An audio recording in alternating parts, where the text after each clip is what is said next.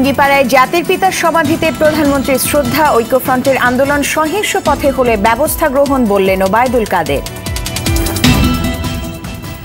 ঢাকার চারদিকে নদী দখলের মহোৎসব, পরিবেশ দূষণের সঙ্গে সঙ্গে সৌন্দর্য হারাচ্ছে রাজধানী। আজ শুরু হচ্ছে ২৪তম ঢাকা আন্তর্জাতিক বাণিজ্য মেলা। অংশ নিচ্ছে ২২টি দেশ। উদ্বোধন করবেন রাষ্ট্রপতি। চট্টগ্রাম ভাইকিংসের বিপক্ষে টস জিতে ব্যাটিংয়ে সিলেট সিক্সার্স। বিকালে খুলনা টাইটান্সের প্রতিপক্ষ রাজশাহী কিংস।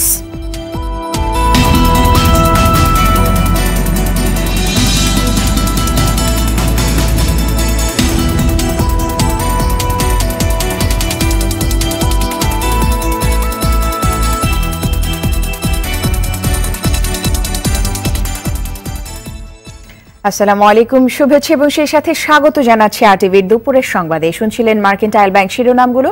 পুরোটা খবরেই আপনাদের সঙ্গে রয়েছি আমি সাফিনা আহমেদ তরি।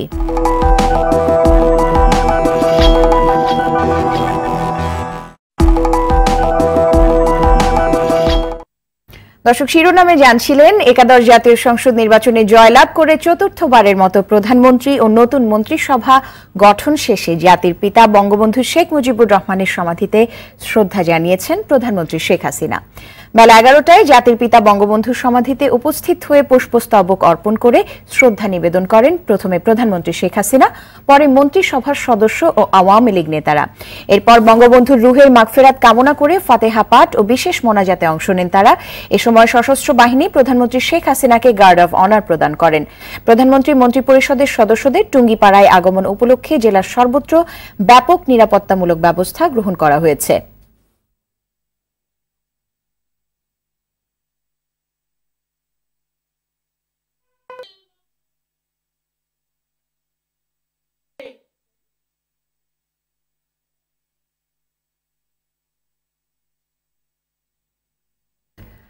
জাতীয় ঐক্যফ্রন্টের কর্মসূচি ও আচরণগুলো তাদের নিজস্ব ব্যাপার। আন্দোলন যদি সহিংস পথে যায় তাহলে ব্যবস্থা গ্রহণ করা হবে।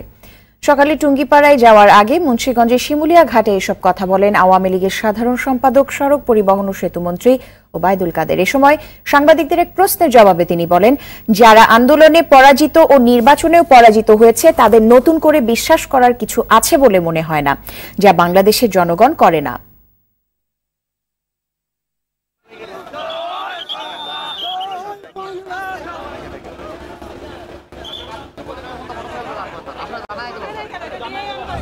আন্দোলনে যারা ব্যর্থ, নির্বাচনেও ব্যর্থ, ভবিষ্যতেও তারা কোনো ব্যাপারে সফল হবে এটা আমার মনে হয় না।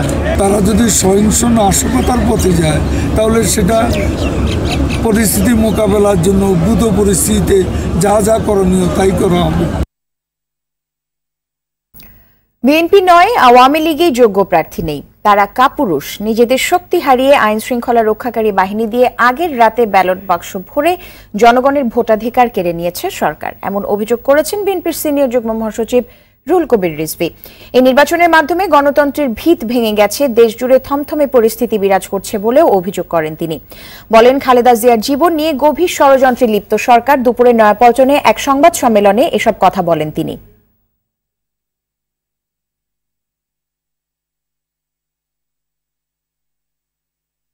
গণবিরোধী কার্যক্রম করলে নিজেদের যে ভেতরকার শক্তি এটা নষ্ট হয়ে যায়, খসনু হয়ে যায়। আপনারা আপনাদের শক্তি হারিয়ে ফেলেছেন বলেই পুলিশের উপর নির্ভর করেছেন, আপনারা র্যাবের উপর নির্ভর করেছেন, আপনারা বিজেপির উপর নির্ভর করেছেন, আপনারা আওয়ামী লীগ এবং সরকার কাপুরুষ বলেই আজকে রাতের অন্ধকারে ৮টা থেকে সারা রাত ধরে আপনারা ব্যালট বাক্স বোঝাই করেছেন, আপনারা বিএনপির এজেন্টদেরকে বের করে দিয়েছেন। নদীমাতৃক বাংলাদেশকে নদী দিয়ে সাজিয়েছে প্রকৃতি। নদী এ দেশকে অনেক কিছু দিলেও মানুষ নদীকে বানিয়েছে দখল ও দূষণের আধার। ঢাকা শহরকে চারদিক থেকে ঘিরে থাকা নদীগুলো দখল দূষণে শ্রী হারিয়েছে। এর মধ্যেও এমন কিছু এলাকা আছে যেখানে দখলদারদের নজর এখনো পড়েনি, তবে স্রোতের সঙ্গে দূষণ ছড়াচ্ছে সবখানে। নদীর দখল দূষণ নিয়ে ধারাবাহিক রিপোর্ট করেছেন আমাদের সহকর্মী খান আলামিন। আজ দেখবেন যার প্রথম পর্ব, ছবি তুলেছেন নাজমুল হোসেন সাইমন।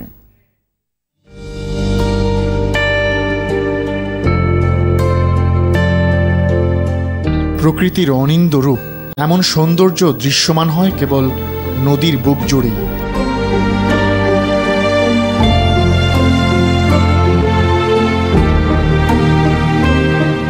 উত্তরা থেকে পূর্ব দিকে কয়েক কিলোমিটার এগুলেই উত্তরখানের কাঁচকুড়ার ভাতুরিয়া গ্রাম ঢাকা সিটি কর্পোরেশনের শেষ সীমা, যেখানে স্থানীয় নলী নদী যুক্ত হয়েছে ঢাকার পূবের অন্যতম নদী বালুর সঙ্গে। দৃষ্টির ওপারে ভাদুন গ্রামের বড়কাও হরদি বাজার, গাজীপুরের কালীগঞ্জ উপজেলা, পুবাইল নামে সবাই যাকে চেনে। মূলত এদিকটাতেই ঢাকার সঙ্গে গাজীপুরের সীমারেখা টেনে দিয়েছে বালু নদী। ঢাকার চারপাশের 4 নদীর মধ্যে বালুর বিস্তৃতি তুলনামূলক কম। এদিকটায় এখনও ভূমিদস্যুদের নজর পড়েনি। তবে দূষণ, পানির কোনো রং নেই কথাটা এখানে খাটে না। পানি এখানে কালো। ঢাকার দূষিত পানির স্রোত বয়ে যাচ্ছে এসব মনোরম এলাকাগুলোতেও। ভাতুরিয়া গ্রামের ষাটোর্ধ্ব ইমান আলী এবং স্থানীয় চেয়ারম্যান কামাল উদ্দিনের বড় ভাই গিয়াসউদ্দিনের সঙ্গে কথা হয় বালু নদী নিয়ে। স্মৃতি হাতড়ে এখনের সঙ্গে সুস্পষ্ট পার্থক্য গড়ে দিলেন দুই পৌর। আমরা নৌকা পাইছি, যেখানে নৌকা রয়েছে এখান থেকে পানি দিয়া পাক করছি, আবার নদীর পানি বুড়া করছি, বুড়া খাইছি, ব্যবহার করছি, খাওয়া দাওয়া করছি নদীর পানি দিয়া। কিন্তু বর্তমানে তো নদীর পানি হাতও দেওয়া যায় না, এরকম ব্যবহার উপযুক্ত হয়েছে। মাছ প্রচুর পরিমাণে মাছ ছিল, ওখানে পল্লী পড়ে গেছে, দূষণ হয়ে গেছে, ওখানে গোসল করাই যায় না, এই অবস্থা আমরা চলে গেছি। এটা যদি ঠিক না হয় অদূর ভবিষ্যতে খুব সংকটপূর্ণ। নদীর যেখানে এখনো দখলের ছোবল পড়েনি সেগুলো ঠিক রাখতে বা প্রয়োজনে বিস্তৃত করতে চায় নদীরক্ষা কমিশন। আমরা বাংলাদেশের সকল নদী পথগুলোর উপরেই বাস্তবে পরিদর্শন করছি, পরিবীক্ষণ করছি, উন্নয়নমূলক নদীগুলোর যে কর্মকাণ্ড হচ্ছে সেটা দেখছি, বর্তমান অবস্থা দেখছি। ট্রেনটা এখন বন্ধ হয়ে গেছে যে নতুন করে করতে দিচ্ছে না, এখন যেগুলো অলরেডি হয়ে গেছে সেগুলোকে আমরা ইতিমধ্যে উচ্ছেদের অভিযান চালানোর জন্য বলেছি জেলা প্রশাসন। তিনি জানান 50 বা 60-এর দশকের রূপে নদীকে ফেরাতে কাজ করছে কমিশন। খান আলামিন, RTV, ঢাকা। ব্রাহ্মণবাড়িয়া 2 আসনে স্থগিত হওয়া 3টি কেন্দ্রের পুনর্নির্বাচনের ভোট গ্রহণ শুরু হয়েছে। সকাল 8টায় শুরু হওয়া ভোট গ্রহণ চলবে বিকেল 4টা পর্যন্ত। এই আসনের 3টি কেন্দ্রের মোট ভোটার 10,574টি। সকালে ভোট গ্রহণ শুরু হলেও ভোটারদের উপস্থিতি তুলনামূলকভাবে কম, তবে বেলা বাড়ার সঙ্গে সঙ্গে ভোটারদের উপস্থিতি বাড়বে বলে আশা করছেন প্রিজাইডিং অফিসাররা। এদিকে নির্বাচন অবাধ ও সুষ্ঠু হওয়ার লক্ষ্যে প্রতিটি কেন্দ্রেই আইন শৃঙ্খলা বাহিনী মোতায়েন করা হয়েছে।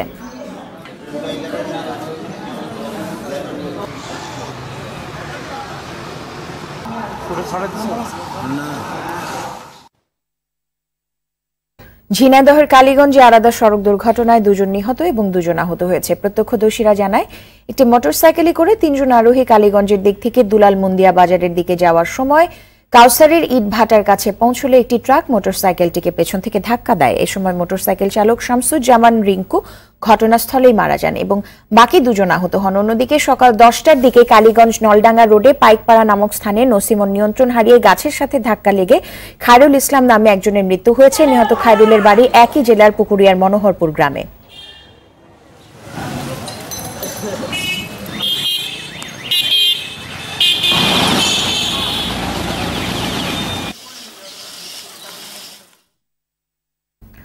যশোরের মনিরামপুরে স্কুল ছাত্র অপহরণ ও হত্যাকাণ্ডে জড়িত এক যুবক পুলিশের সঙ্গে বন্দুকযুদ্ধে নিহত হয়েছে। নিহতের নাম বিল্লাল হোসেন। ভোরে জেলার মনিরামপুরের কামালপুর জোড়া ব্রিজের কাছে এই বন্দুকযুদ্ধের ঘটনা ঘটে। পুলিশ সেখান থেকে অপহৃত স্কুল ছাত্র তারিফের লাশ উদ্ধার করে। পুলিশ জানায় নিহত বিল্লাল গত 6 জানুয়ারি মণিপুরের গোপালপুর প্রাথমিক বিদ্যালয়ে 4র্থ শ্রেণীর ছাত্র তারিফ হোসেনকে অপহরণ করে তার পরিবারের কাছে 5 লাখ টাকা মুক্তিপণ দাবি করে।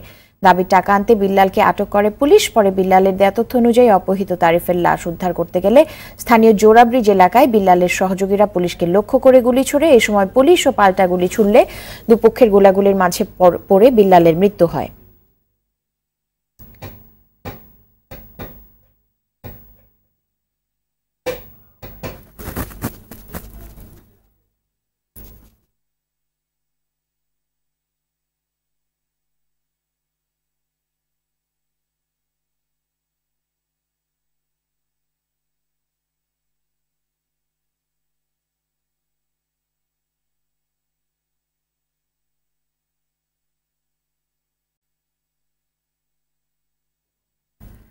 রাজধানীর ডেমরার কোনাপাড়ায় শিশু নুসরাত জাহান ও ফারিয়া আক্তার দোলার হত্যার ঘটনায় মূল অভিযুক্ত সহ দুজনকে গ্রেপ্তার করেছে পুলিশ। মঙ্গলবার রাতে রাজধানীর ডেমরা ও যাত্রাবাড়ি এলাকায় অভিযান চালিয়ে তাদেরকে গ্রেপ্তার করা হয়। গ্রেপ্তারকৃতরা হলেন মূল অভিযুক্ত গোলাম মোস্তফা ও তার চাচাতো ভাই আজিজুল। সোমবার রাতে ডেমরার নাসিমা ভিলার মোস্তফার ঘর থেকে শিশু নুসরাত ও ফারিয়ার মরদেহ পাওয়া যায়। মঙ্গলবার সন্ধ্যায় নিহত নুসরাতের বাবা পলাশ হাওলাদার বাদী হয়ে ডেমরা থানায় একটি মামলা করেন।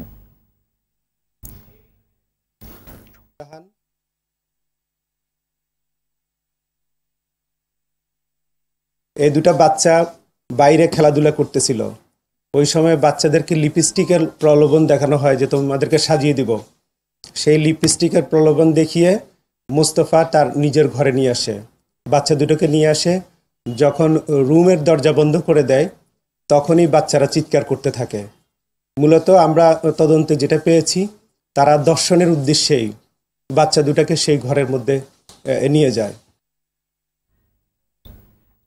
22টি দেশের অংশগ্রহণে আজ শুরু হচ্ছে 24তম ঢাকা আন্তর্জাতিক বাণিজ্য মেলা। রাষ্ট্রপতি আব্দুল হামিদ এর উদ্বোধন করবেন। মেলা উপলক্ষে আয়োজিত সংবাদ সম্মেলনে এক্সপোর্ট প্রমোশন ব্যুরো ইপিজি জানিয়েছে, মেলায় দেশি পণ্যের ব্র্যান্ড পরিচিতির পাশাপাশি রপ্তানি বৃদ্ধিতে সহায়তা করবে।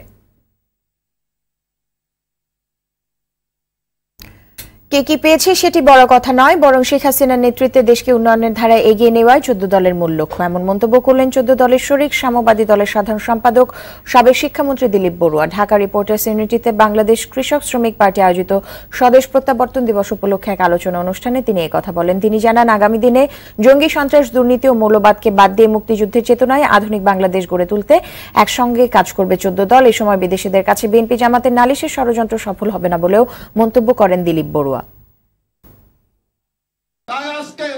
আমরা যে কথাটা বলতে চাই, থাকতো না সবাই গাইতো।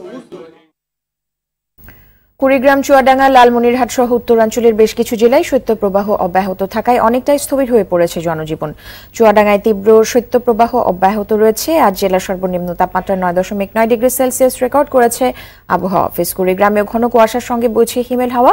শীতের প্রকোপে কাজে যেতে পারছেন না কুড়িগ্রামের কৃষকরা। প্রচন্ড শীতে বিপর্যস্ত জনজীবন। শীতবস্ত্রের অভাবে নিম্ন আয়ের মানুষের দুর্ভোগ বেড়েছে। হাসপাতালগুলোতে বাড়ছে ঠান্ডাজনিত রোগীর সংখ্যা।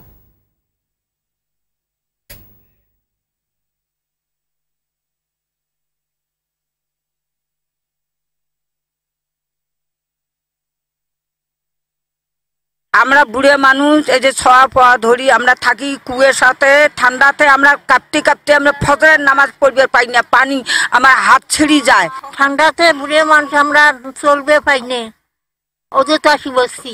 আমার শীতের কাপড় দেয় নাই, আমার কিছু দেয় নাই, আমরা কষ্ট করি আসি, এই যে বসি আছি। দুপুরের সংবাদ যাবার আগে মার্কেন্টাইল ব্যাংক শিরোনামগুলো আরো একবার।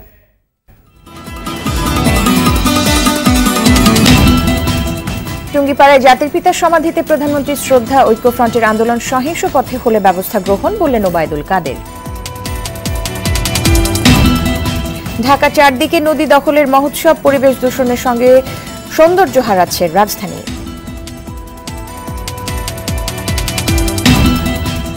আজ শুরু হচ্ছে 24তম ঢাকা আন্তর্জাতিক বাণিজ্য মেলা। অংশ নিচ্ছে 22টি দেশ। উদ্বোধন করবেন রাষ্ট্রপতি।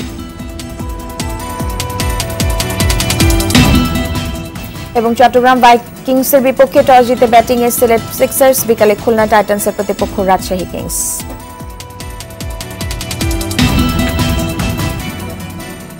দুপুরের সংবাদ এ পর্যন্তই। আরটিভি সবচেয়ে সংবাদ জানতে যে কোনো মোবাইল ফোন থেকে 24141 নম্বরে ডায়াল করুন। আর মোবাইল ফোনের সংবাদ দেখতে অ্যাপ স্টোর, গুগল প্লে বা উইন্ডো স্টোর থেকে ডাউনলোড করুন আরটিভি অ্যাপস।